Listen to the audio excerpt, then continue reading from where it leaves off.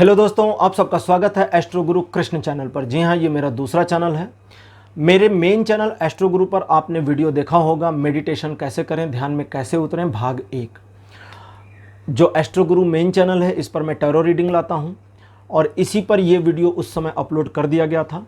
लेकिन इसका जो सेकंड पार्ट है उसे मैंने अपने सेकंड चैनल पर डाला है, क्योंकि इस पर मैं टैरो रीडिंग के अलावा चीज़ें डालता हूँ और मुझे लग रहा था कि इस पर ही इसे अपलोड करना चाहिए, इसलिए इसी पर इसका सेकंड पार्ट अपलोड कर दिया गया है। और आगे के भी जो तीसरे चौथे पार्ट्स आएंगे वो इसी चैनल पर आएंगे। और पहले चैनल पर जो पार्ट 1 अपलोड किया गया था उसे भी यहाँ डाल दिया गया है और उसी वीडियो को आप देख रहे हैं। हेलो दोस्तों, आप सभी का स्वागत है एक बार फिर से एस्ट्रो गुरु चैनल पर। आज मैं आया हूँ आपको बताने के लिए कि मेडिटेशन की टेक्निक्स क्या हैं, जैसा कि मैंने अपने एक वीडियो में वादा किया था और बहुत सारे मेरे व्यूअर्स ने, सब्सक्राइबर्स ने कमेंट भी किया था कि मेडिटेशन पर एक पूरी वीडियो मुझे लानी चाहिए। तो आज मेडिटेशन के इश्यू पर, मेडिटेशन का जो टॉपिक है इसके ऊपर एक पूरा वीडियो मैं आपके लिए ला रहा हूं।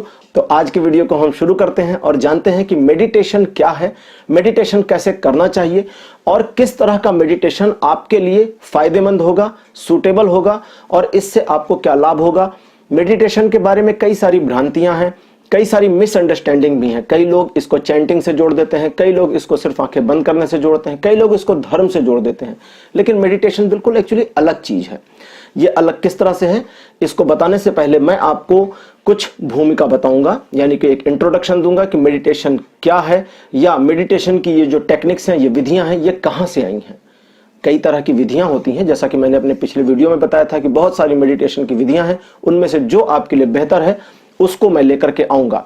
तो शुरुआत करते हैं इंट्रोडक्शन से।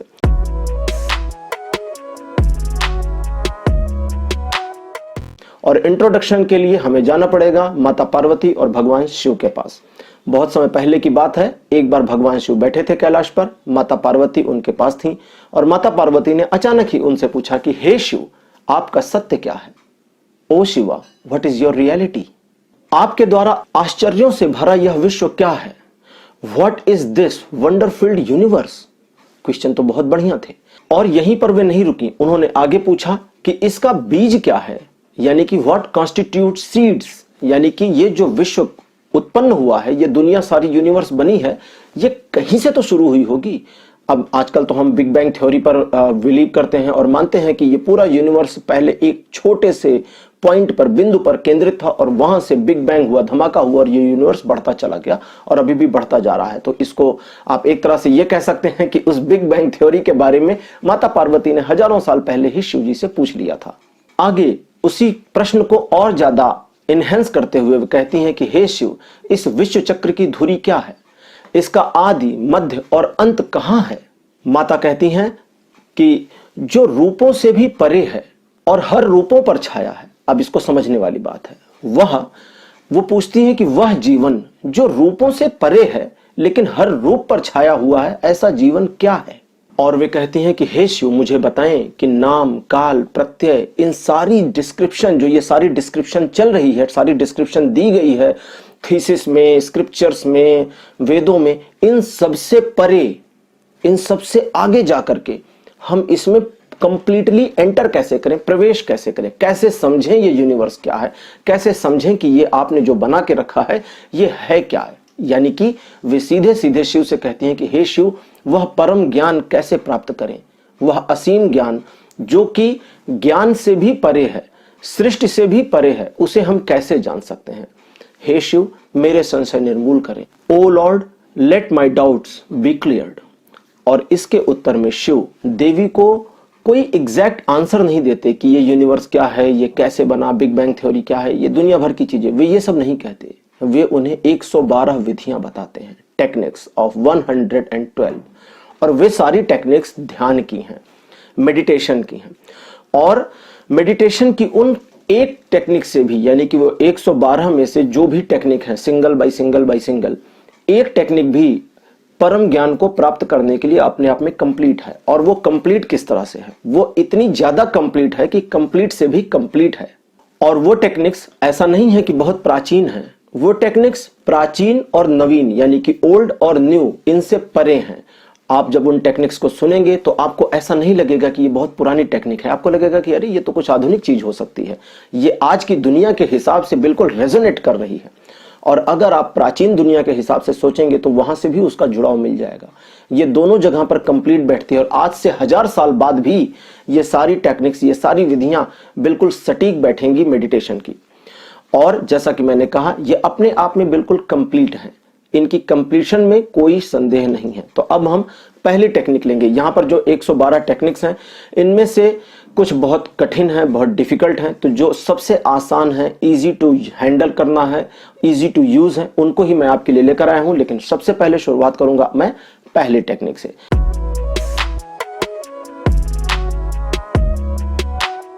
शिव कहते हैं, हे देवी, 2 श्वासों के मध्य में अपने ध्यान को केंद्रित करो और जानो कि परम आनंद, परम ज्ञान क्या है। अब इस टेक्निक की मैं आपको डिस्क्रिप्शन देता हूं। ये सुनने में जितनी आसान है, करने में उतनी मुश्किल भी है, लेकिन सबसे कठिनतम में से नहीं है। वे कहते हैं कि 2 श्वासों के मध्य अपने ध्यान को केंद्रित करो। इसका मीनिंग हुआ कि आपकी सांस जो आ रही है और जा रही है, आने और जाने के बीच में एक गैप है। अगर आप थोड़ा सा कॉन्सेंट्रेट करेंगे तो उस गैप को फील करेंगे। ये गैप नैनो सेकेंड्स में हो सकता है। कुछ लोग सेकेंड्स का भी गैप ले लेते हैं कि 1 सेकेंड सांस रोक लिया, जो भी किया। तो ये जो नैनो सेकेंड का, हम नैनो सेकेंड मान के चलेंगे, ये नैनो सेकेंड का जो गैप है, इस गैप पर आपको ध्यान एकाग्र करना है। एक सांस आ रही है और दूसरी जा रही है, और पहली आई और दूसरी गई, तो ये इनके बीच के जो अंतराल है, इनके बीच की जो गैपिंग्स है, इन गैपिंग्स पर आपको फोकस करना है। शांति से बैठ जाएं, हो सके तो आंख बंद कर लें। इस टेक्निक को वैसे जब आप इसमें एक्सपर्ट हो जाएंगे तब आप इसको हर समय कर सकते हैं, कहीं भी कर सकते हैं, खाना खाते हुए भी कर सकते हैं, किसी से बात करते हुए, पार्क में टहलते हुए, मॉर्निंग इवनिंग वॉक करते हुए कर सकते हैं, टीवी देखते हुए भी कर सकते हैं। इस टेक्निक को, जैसा मैंने अभी कहा कि ये बहुत पुरानी है लेकिन नए से नई है, तो ये इतनी आधुनिक है कि आपके आज के आधुनिक जीवन के साथ बिल्कुल रेजोनेट करेगी। और रेजोनेट इस तरह करेगी कि अगर आप मान लें कोई मूवी देख रहे हैं तो भी आप इस ध्यान की प्रक्रिया का इस्तेमाल कर सकते हैं। आपको क्या करना है, बस कंसंट्रेट करना है अपने श्वासों पर। आपकी जो ब्रीदिंग चल रही है, वो 2 ब्रीदिंग्स के बीच में जो गैप आ रही है, आपने सांस ली और सांस को छोड़ा, उसके बाद दूसरी सांस लेने में जरा सा गैप है, या पहली सांस आपने अंदर खींची और छोड़ा, तो उसके लेने और छोड़ने के बीच में जो गैप है, उस गैप पर आपको कंसंट्रेट करना है। अगर आप इस पर कंसंट्रेट करते हैं तो धीरे धीरे आपका कंसंट्रेशन बढ़ने लगेगा। शुरू में क्या होगा, आप ज्यादा से ज्यादा 5 बार, 8 बार, 10 बार, मैक्स टू मैक्स 15 बार कंसंट्रेट कर पाएंगे, और इतने में ही आपका पूरा ध्यान भंग हो जाएगा। आप कंसंट्रेशन तोड़ देंगे और निकल जाएंगे, यानी आपका माइंड जो है कंसंट्रेशन से हट जाएगा। लेकिन जब आप इस पर कंटिन्यू करेंगे तो ये कंसंट्रेशन धीरे धीरे आना शुरू होगा। और ये पावरफुल कितनी है इसको समझ लें। रात को सोते समय अगर आप इसको बेड पे कर रहे हैं और सिर्फ 10 मिनट आपने कंटिन्यू फुल कंसंट्रेशन के साथ, पूरी एकाग्रता के साथ इसको कर लिया और सारी रात नहीं सोए, तो आपको जरूरत नहीं पड़ेगी सोने की। आप बिल्कुल सुबह पूरी तरह से फ्रेश होंगे, या उसके बाद भी आप उठ जाएंगे तो आपको फ्रेशनेस फील होगी। ये टेक्निक आपको अंदर से बिल्कुल क्लीन कर देती है, फ्रेश कर देती है, माइंड को एक रिफ्रेशमेंट दे देती है। तो ये पहली टेक्निक है जो शिव ने पार्वती को बताई थी।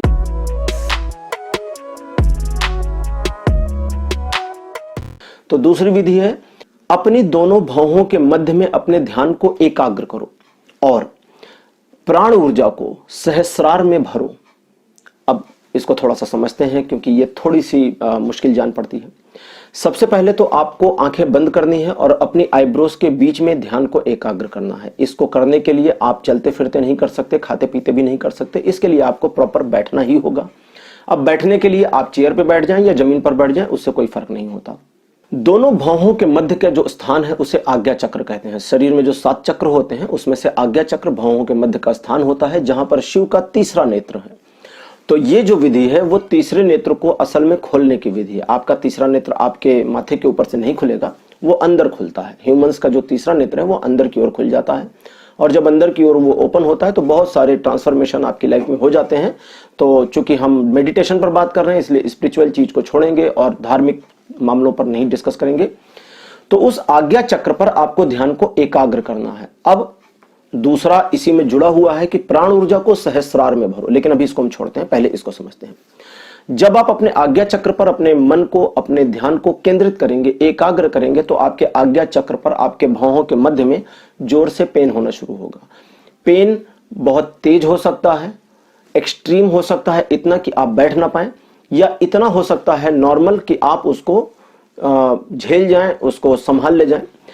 तो सबसे पहले तो अगर पेन बहुत ज्यादा बढ़ जाए, दर्द आपके लिए एक्सट्रीम लेवल पर आ जाए, यानी कि ये डिपेंड करेगा कि आपके माइंड में कितनी हौच पौच है, ये डिपेंड करेगा कि आप कितना तनावग्रस्त हैं, कितना स्ट्रेस में है, कितना खुद को सप्रेस कर रहे हैं। अगर सप्रेशन तनाव कम है तो दर्द थोड़ा कम होगा, सप्रेशन और तनाव बहुत ज्यादा है, गिल्ट बहुत ज्यादा है तो दर्द थोड़ा ज्यादा होगा।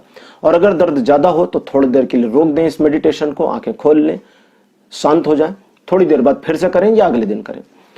अब आज्ञा चक्र पर जब आप ध्यान को एकाग्र करते हैं तो उस समय आपको एक अच्छी सी फीलिंग आनी शुरू होगी, और जैसे ही अच्छी सी फीलिंग आनी शुरू हो, आपको अपने सहस्रार, सहस्रार होता है हमारे सिर का ऊपर का हिस्सा, इसे सहस्रार बोलते हैं। सहस्रार का मतलब हुआ हजारों पंखुड़ियों वाला एक कमल।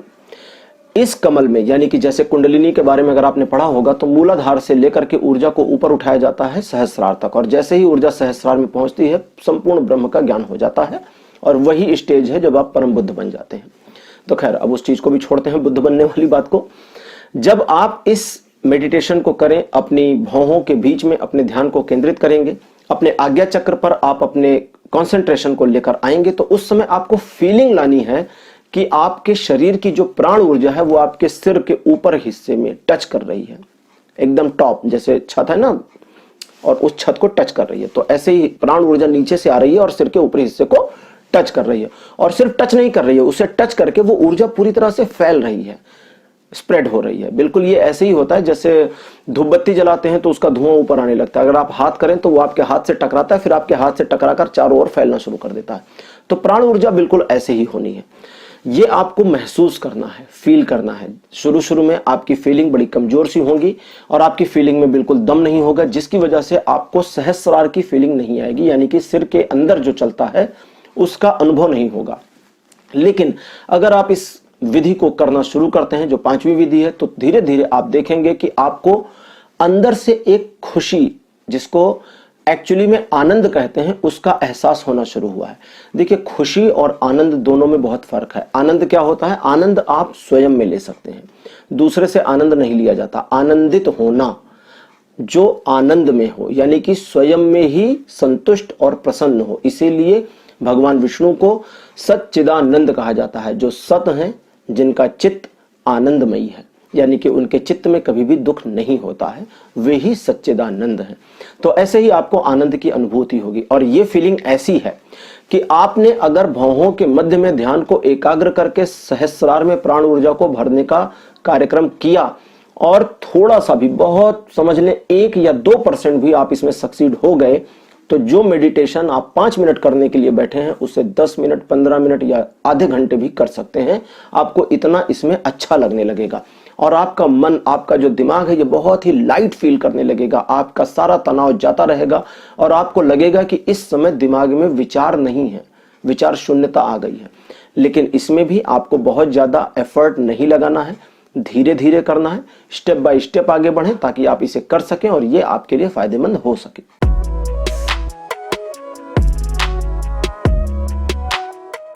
अब हम तीसरी विधि लेंगे आज की। ये बड़ी आसान है, इसलिए मैंने इसको चूज किया है। ये विधि है, जब आप शैया पर हो, यानी रात को जब आप सोने जा रहे हो, तो अपने मन के पास जाकर भार शून्य हो जाओ। विधि क्या कहती है, पहले ये समझ लें। विधि कहती है कि जब शैया पर हो तो मन के पास जाकर के भार शून्य हो जाएं। अब ये समझने में और सुनने में जितना आसान लगा, आप समझ गए होंगे ये इतना इजी नहीं है। आपको अपने मन के पास जाना है। अभी क्या चल रहा है, मन आपके पास आता है, मेरा मन नहीं है ये करने का, मेरा मन नहीं है वो करने का, मेरा मन ये कह रहा है, मेरा मन वो कह रहा है, मेरा मन ऐसा, मेरा मन वैसा। एक्चुअली आपका मन नहीं है, आपके मन ने आपको एक कमांड दिया है और उस कमांड को आप बोल रहे हैं। आपका मन कहता है ये नहीं खाना, आप कहते हैं मुझे नहीं खाना। आपका मन कहता है यहां नहीं रहना, आप कहते हैं मेरा मन नहीं यहां नहीं रहना। लेकिन आप मन को कमांड नहीं दे रहे हैं, मन को आप कंट्रोल तो करते नहीं है ना, मन ही है जो आपको कंट्रोल कर रहा है, हमें कंट्रोल कर रहा है। तो अब आपको क्या करना है, जब शैया पर हो तो मन के पास जाएं। मन के पास जाने का मतलब मन के साथ दोस्ती करनी है। अभी जैसे आपने फील किया होगा कि किसी ऑकवर्ड सिचुएशन में आप होते हैं, या कुछ करने की कोशिश करते हैं और मूड नहीं होता, तो आपको लगता है कि ये काम करना है लेकिन मन नहीं हो रहा, तो आप अपने मन से लड़ना शुरू कर देते हैं।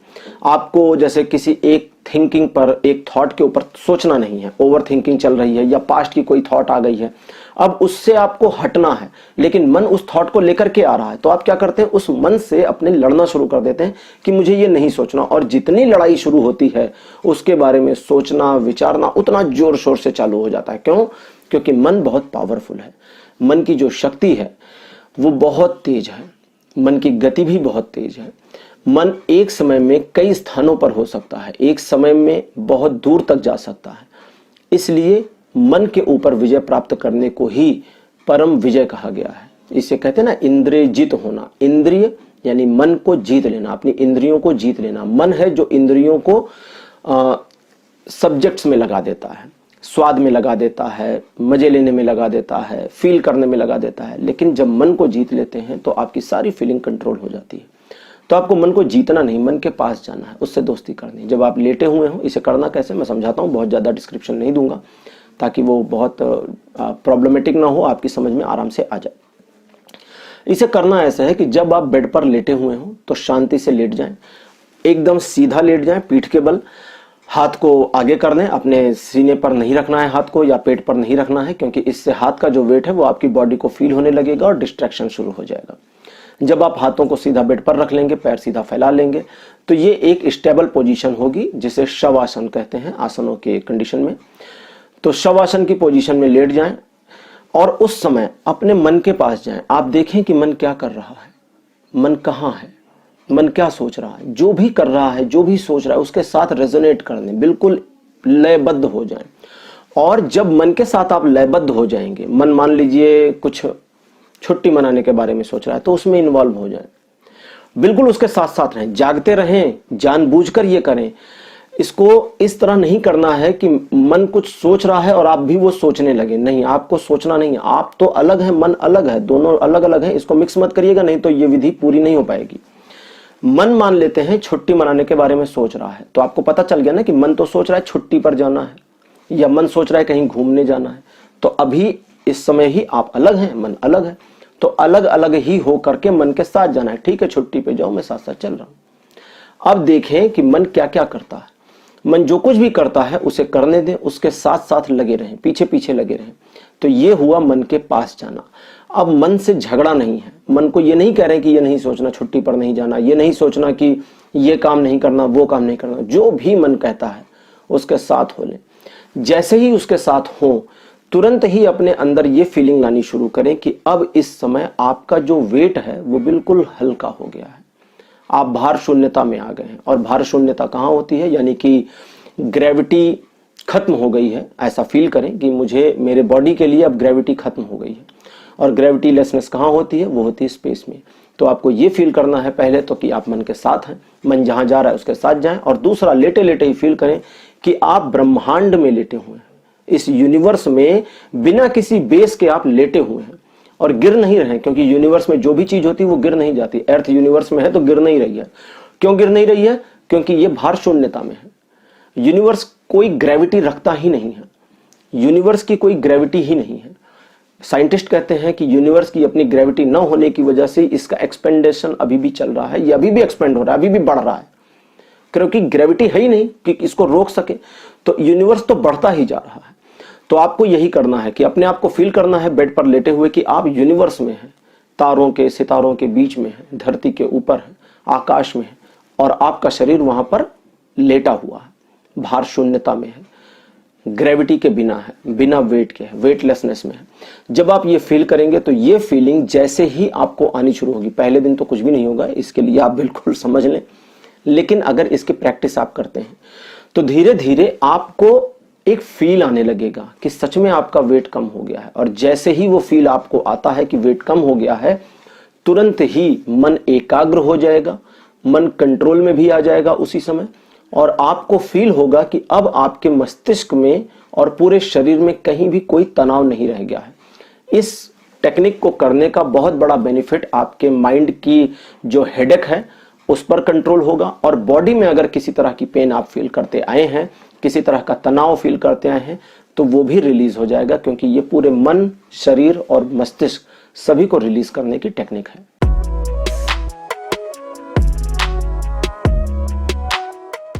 अब चौथी टेक्निक लेते हैं। यह विधि भी बड़ी आसान है, सुनने में बड़ी मजेदार है। यह विधि कहती है, जब किसी विषय को देखो तो उसे प्रेम पूर्वक देखो और दूसरे विषय पर मत जाओ, मध्य में ही आनंद लो। सुनने में जितनी मजेदार है, करने में उतनी मुश्किल है। ये बड़ी मुश्किल विधि है, लेकिन आसानी से की जा सकती है तो मुश्किल है, तो टफ, लेकिन मैंने इसको चूज इसलिए किया कि इसे करने में मजा बहुत आएगा, आनंद आएगा, और आप इसे बड़े आराम से कर सकते हैं। घर पे, ऑफिस में, मेट्रो में, ट्रेन में, बस में, गाड़ी पर जाते हुए, रेस्टोरेंट में बैठे हुए, पार्क में बैठे हुए, कहीं भी आप इसको कर सकते हैं। बस आप इसको सोते समय बेड पर नहीं कर सकते, क्योंकि लाइट बंद कर देते हैं और वहां पर इसको करना बहुत मुश्किल हो जाएगा। तो सोने की टेक्निक तो मैंने इसके पहले ही बता दी, सोते समय करने की। अब हम जागने की करते हैं। मतलब कि जब आप जाग रहे होंगे दिन के समय, इसे कैसे करें। जब आप किसी चीज को देखते हैं और देखकर खुश होते हैं तो उस समय क्या होता है। आप समझें कि आप एक बगीचे में गए, एक गार्डन में गए, वहां आपने एक फ्लावर को देखा या आपने एक छोटे से खरगोश को देखा और आप खुश हो गए। खुश होने के बाद क्या होता है, आप दूसरे फ्लावर को देखते हैं, दूसरे खरगोश को देखते हैं, दूसरे एनिमल को देखते हैं। उस पूरे गार्डन का आनंद लेने की कोशिश कम से कम समय में करते हैं। जब आप सफर कर रहे होते हैं, बाहर कोई चीज अगर देख रहे होते हैं, तो उस चीज को भी देख करके दूसरी चीज को देखने की कोशिश करते हैं। माइंड हमेशा कैलकुलेशन करता है, कंपेयर करता चलता है और हमें नई चीजों की ओर आगे बढ़ाता चलता है। जब आप किसी रेस्टोरेंट में बैठे हैं और मान लें वहां पर आपने कुछ देखा, मान लें कोई एक पेंटिंग लगी है दीवार पर, कोई पोस्टर लगा है, कोई कोट लिखी है, आपने उसको देखा, देखकर आपको अच्छा लगा। फिर आप दूसरे कोट को देखते हैं, दूसरी पेंटिंग को देखते हैं, फिर तीसरी को देखते हैं, फिर चौथी को देखते हैं। बिल्कुल ऐसे ही आप अपने बच्चे को देखते हैं, खुश हो जाते हैं और देखने के बाद में फिर घर के दूसरे कामों में इन्वॉल्व हो जाते हैं। तो यहां पर ये घर पर भी कर सकते हैं। ये जो इंसानों के ऊपर इस विधि को किया जाता है, इसको मैं नहीं बताने वाला हूं। इसको नहीं करें तो ज्यादा अच्छा है, क्योंकि दूसरे लोगों को ये बुरा लग सकता है, क्योंकि आप उनको देखेंगे देर तक तो अच्छा नहीं लगेगा। तो इसे करने का तरीका यह है कि जब किसी चीज को देखें, अब किसी चीज का मतलब फॉर एग्जाम्पल आपने एक फ्लावर को देखा, कोई फ्लावर आपके घर पर है या बगीचे में है या आपके घर के सामने कोई पेड़ है या कुछ भी है या कोई पंछी बैठा है। तो एक चीज को जब आप देखें तो उसे ध्यान से देखें और उसे देखते रहें, देखें और देखना हो जाए। ठीक है। आगे की एक टेक्निक और है जिसमें शिव कहते हैं किसी चीज को ध्यान से देखो और देखना हो जाओ। बस इतना ही है, उसमें फिर खत्म है, आगे टेक्निक नहीं है। बट ये थोड़ी सी अलग है, मिलती जुलती है बट थोड़ी अलग है। वो जो देखना हो जाओ वो बहुत मुश्किल है, उसको मैं फिर कभी बताऊंगा। इसमें आपको क्या करना है कि जैसे ही आप किसी चीज को देखते हैं, उसे देख करके प्रसन्नता आती है, माइंड दूसरी चीज पर जंप करने वाला ही होता है, आपको वहीं रुक जाना है, बिल्कुल वहीं रुक जाना है, दूसरी चीज पर नहीं जाना, उसी चीज को देखना है और देखते हुए आनंदित होना है, फील करना है, अच्छा फील करना है, खुश होना है। आपने किसी फ्लावर को लिया, उस फ्लावर को देखने के बाद आप दूसरे फ्लावर की ओर मत जाइए, उसी फ्लावर में रहिए, देखिए उसकी पंखुड़ियों को, हर तरफ से उसको वो कैसे बना है, प्रकृति ने उसको कैसे डिजाइन किया होगा, नेचर ने कैसे इस छोटे से फ्लावर में इतनी प्यारी सी स्मेल रखी है जो कि आपको पसंद आ रही है। या आपका छोटा बच्चा है घर पर, आप उसको देखते हैं तो उसे थोड़ी देर तक देखें कि ये छोटा सा बच्चा जो कि आपको आनंद दे रहा है, इसकी आंखें, इसका चेहरा, ये चीजें आपको आनंद देंगी। थोड़ी देर लगा दें, 5 मिनट लगा दें, 4 मिनट लगा दें। किसी ट्री को देख रहे हैं तो उस ट्री के उस हिस्से को ही देखें जो कि आप देख रहे हैं। जैसे सपोज करें आप ट्री देख रहे हैं और उस ट्री के ऊपर जो पत्तियां लगी हैं वो आपको बड़ी अच्छी लग रही हैं, तो उन पत्तियों को ध्यान से देखें, भाग ना जाएं, अब तने पर ना आ जाएं, उसकी जड़ ना देखने लगे और उसके पेड़ के अगल बगल के तार जो लगे हैं उनको ना देखने लगे, उस पत्ते को ही देखें, उस ट्री के जो पत्ते हैं उनको देखने शुरू करें। अगर किसी बिल्डिंग को देख रहे हैं तो उस बिल्डिंग को ही देखें, उसके बगल वाली बिल्डिंग मत देखें, उस बिल्डिंग में जो विंडोज हैं उसको ना देखें, पूरी बिल्डिंग को देखें। यानी जिस चीज को देख रहे हैं, जिस विषय को आप देख रहे हैं, लुकआउट कर रहे हैं, उसे कंप्लीट देखना शुरू करें। अभी अगर आपने इस बात पर मेरे ध्यान दिया हो तो आपको फील हुआ होगा कि आप किसी भी चीज को पूरी तरह से नहीं देखते। आप जिस मोबाइल को लिए हुए हैं, जिस मोबाइल या जिस गैजेट के ऊपर आप इस वीडियो को देख रहे हैं, आपने एक्चुअली अपने उस गैजेट को ही पूरी तरह कंप्लीटली कभी नहीं देखा। अगर आप लैपटॉप पे देख रहे हैं तो आप में से कितने हैं जिसने लैपटॉप को पलट करके उसके पीछे की चीजों को गौर से देखा है कभी? नहीं देखा होगा। क्यों? क्योंकि आप विषय से भटक जाते हैं। मन हमारा विषय से हमको भटका देता है, हटा देता है, दूसरे विषय पर चला जाता है। तो दूसरे विषय पर जाने से खुद को रोकना है, पहले विषय में ही रहना है और उस विषय पर ही स्टेबल होकर उस विषय में आनंदित होना है। सिर्फ इतनी सी विधि है। ये बड़ी मुश्किल है क्योंकि मन हमारा तुरंत भटकाएगा, आगे ले जाएगा। बुक स्टोर में गए, आपने एक किताब उठा ली, उस बुक को देख रहे हैं, तो उस बुक के कवर को थोड़ी देर तक देखिए कि क्या है ये कवर। अब जैसे ये बुक है, इस बुक में बहुत सारी चीजें हैं, तो इस बुक में जो कवर है उस पर क्या कलर्स हैं, क्या नहीं है, इसको ध्यान से देखें। जैसे ट्री की बात करी मैंने, अगर आप उस पत्तों को देखेंगे तो आपको फील होगा कि इसके पत्तों का कलर एक्चुअली एक डिफरेंट टाइप का ही ग्रीन है। और इस विधि को दूसरे दिन करें तो दूसरे ट्री को देखें, दूसरे पेड़ को देखें, उसके पत्तों को देखें, तो आपको फील होगा कि ये पिछले वाले से बिल्कुल अलग है। हर एक का रंग थोड़ा थोड़ा अलग है। दो चीजें भी एक दूसरे से अलग होती हैं, दो जुड़वा भी एक दूसरे से अलग होते हैं। तो आपको एक पर रहना है और आनंद लेना है। अपने आप को एक विषय पर केंद्रित करें, दूसरे पर जाने की इच्छा उठने से पहले रुक जाएं, पहले विषय के मध्य में स्थिर हो जाएं और आनंद का प्राप्त करें। आपको बड़ा अच्छा लगेगा, बहुत अच्छा लगेगा। और उस समय आपको अपने मन की जो टेंशन है ये रिलीज होती मालूम देगी। आंखें खोलकर किया जाने वाला ये वो मेडिटेशन है जो आपको एक जंप देता है स्पिरिचुअल वर्ल्ड में जाने के लिए। और इसको आप करेंगे तो जो फीलिंग्स आपको होती हैं उसे आप मेरे साथ शेयर जरूर करिएगा।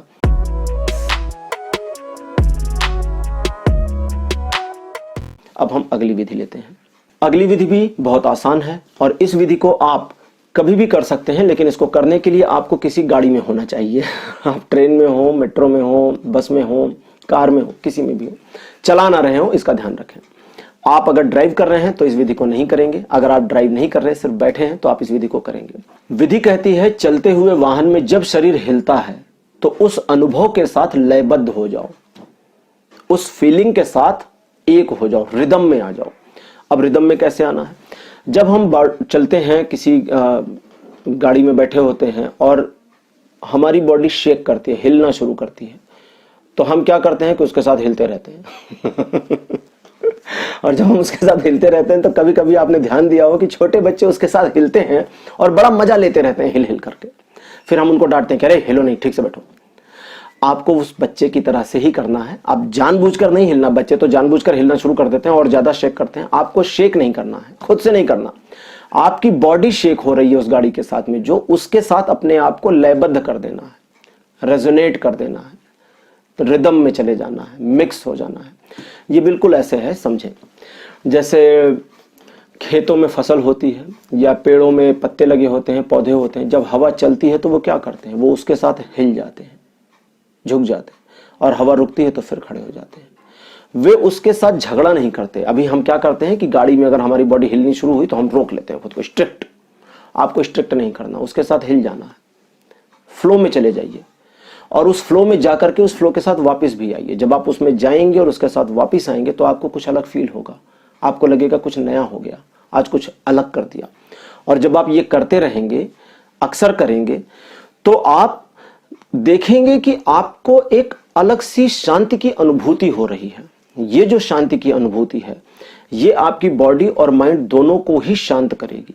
शरीर को भी ये बहुत फायदा देती है, ऐसा नहीं शरीर को फायदा नहीं देती। शरीर को फायदा कैसे देती है ये बताता हूं। हम जब किसी चीज के साथ रजिस्ट करते हैं, जैसे मेरा मन है मुट्ठी बंद करने का, अब मैंने इसको बंद किया, लेकिन अगर किसी वजह से मुझे मुट्ठी बंद करनी है और मुझे कहा गया मुट्ठी बंद नहीं करनी है आपको, अब मेरा मन है कि मुट्ठी बंद करना है, सिचुएशन है कि मुझे ये हाथ फोल्ड करने, लेकिन मैं फोल्ड नहीं कर रहा, तो एनर्जी जो इस हाथ में आ रही है वो एनर्जी यूज नहीं हो रही। और जब एनर्जी यूज नहीं होगी तो जो लोग फिजिक्स के स्टूडेंट होंगे उनको पता है कि एनर्जी यूजलेस हो जाती है तो वो डिस्ट्रक्टिव हो जाती है। जिस एनर्जी को हम पॉजिटिवली यूज नहीं करते वो निगेटिवली यूज हो जाती है, बिल्कुल एटम बम की तरह। आप पॉजिटिवली यूज करें तो बिजली बना सकते हैं, निगेटिवली यूज करें तो धमाका करके सबको उड़ा सकते हैं। तो आपकी भी एनर्जी को आप पॉजिटिवली यूज करेंगे तो आपका फायदा होगा। कभी कभी आपने देखा होगा कि कुछ लोग तनावग्रस्त रहते हैं और उनके चेहरे पर तनाव दिखने लगता है। फिर समय के साथ साथ कुछ साल बीतते, अपने रिलेशन में देखिएगा या अपने जान पहचान के लोगों के बारे में सोचिए कभी, तो कुछ साल बीतने के बाद उनका चेहरा ही वैसा हो जाता है। वो खुश रहे तो भी तनाव में दिखते हैं, वे हंस रहे हो तो भी डिस्टर्ब नजर आते हैं। वो इसलिए है कि उन्होंने अपने फेस पर आ रही उस एनर्जी को पॉजिटिवली यूज नहीं किया और पूरी एनर्जी ने निगेटिव होकर उनके फेस का पूरा मॉड्यूल ही वैसा कर दिया। तो आपको ये नहीं करना है। आपको क्या करना है कि सबसे पहले स्वयं को लयबद्ध करना है। ये टेक्निक आपको तरीका देती है, एक रास्ता देती है, ये विधियां पाथ देती हैं। उस पाथ पर आप आगे बढ़ें और समझें कि आपको क्या करना है।